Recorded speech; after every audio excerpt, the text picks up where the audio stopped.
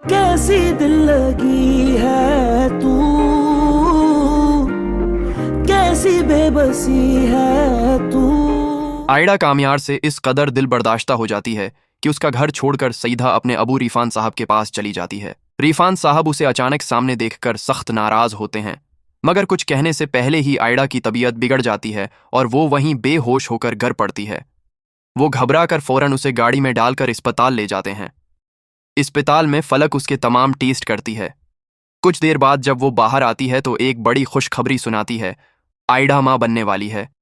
ये सुनते ही बीनिश खुशी से झूम उठती है, लेकिन आयडा इसी लम्हे एक मुश्किल फैसला कर लेती है। वो साफ कह देती है कि ये खबर किसी सूरत कामयार को नहीं बताई जाएगी। कामयार को सबक सिखाने के लिए आयडा अपने अबू के साथ तय करती है कि वो हमेशा के लिए अमेरिका चली जाएगी। कामयार को इस बात का जरा भी अंदाजा नहीं होता और रात 10 बजे की फ्लाइट से आयडा रवाना हो जाती है। इधर जब कामयार घर आता है तो आयडा कहीं नजर नहीं आती। वो अपनी अम्मी नफीसा से पूछता है तो पता चलता है कि आयडा अपने अबू के घर चली गई है और कह गई है कि जब तक कामयार अपनी पुरानी आदतें नहीं छोड़ेगा वो वापस नहीं आएगी। ये सुनकर कामयार फौरन रिफान साहब के घर पहुंचता है। दरवाजा नादीर खोलता है। कामयार बेचैनी से पूछता है, आयडा कहाँ है? जवाब मिलता है, वो तुम्हें छोड़कर हमेशा के लिए अमेरिका जा रही है। कामयार को यकीन नहीं आता, मगर फलक भी यही बात बता देती है। उसके होश उड़ जाते हैं। वो तेजी से एयरपोर्ट पहुंचता है, लेकिन तब तक फ्लाइट जा चुकी होती है। मायूस होकर जब वो घर लौटता है तो दादी पूछती हैं, आयडा को नहीं लाए? आंखों में आंसू लिए वो बताता है कि आयडा उसे छोड़कर चली गई है। ये सदमा दादी बर्दाश्त नहीं कर पाते और उनकी तबीयत अचानक खराब हो जाती है। कामयार उन्हें उठाकर दोबारा अस्पताल ले जाता है। फलक चीख करके बताती है कि उन्होंने बहुत ज्यादा टेंशन ले ली है। फिर वो कामयार को सच बता देती है, आयडा वहां अकेली है और तुम्हारे बच्चे की मां बनने वाली है। उसने हमें तुम्हें बताने से मना किया था।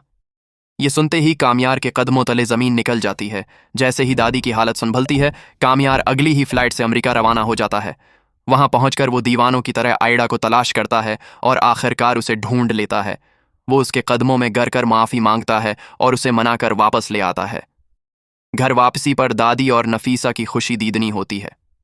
सब आयडा का पहले से ज्यादा ख्याल रखने लगते हैं।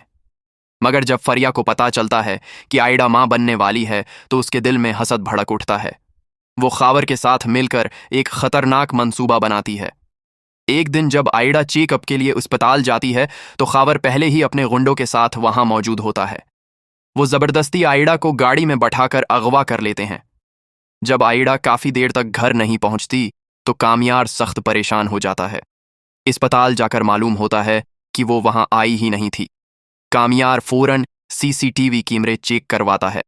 फुटेज देखकर उसके रोंगटे खड़े हो जाते हैं। गाड़ी आयडा को अगवा करके ले जा रही होती है।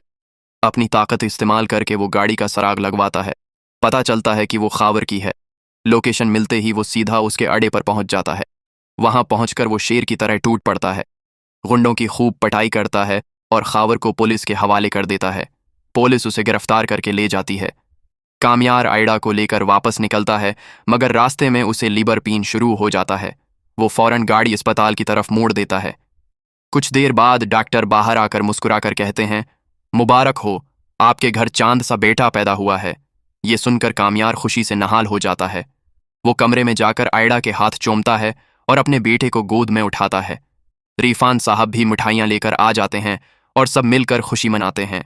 चंद दिन बाद कामयार आयडा और अपने बेटे के साथ हनीमून के लिए कश्मीर चला जाता है। वहीं से वो अपनी नई जिंदगी का आगाज करते हैं। अब आप बताएं, क्या फरिया कोई नई साजिश करेगी? क्या कामयार और आयडा अब हमेशा खुश रह सकेंगे? अपनी राय कमेंट्स में जरूर दीजिए और ऐसी मजीद वीडियोस के लिए चैनल को लाइक, शेयर और सब्सक्राइब करना न भूलिए। ये सिर्फ एक पेशगोई है, गलत भी हो सकती है।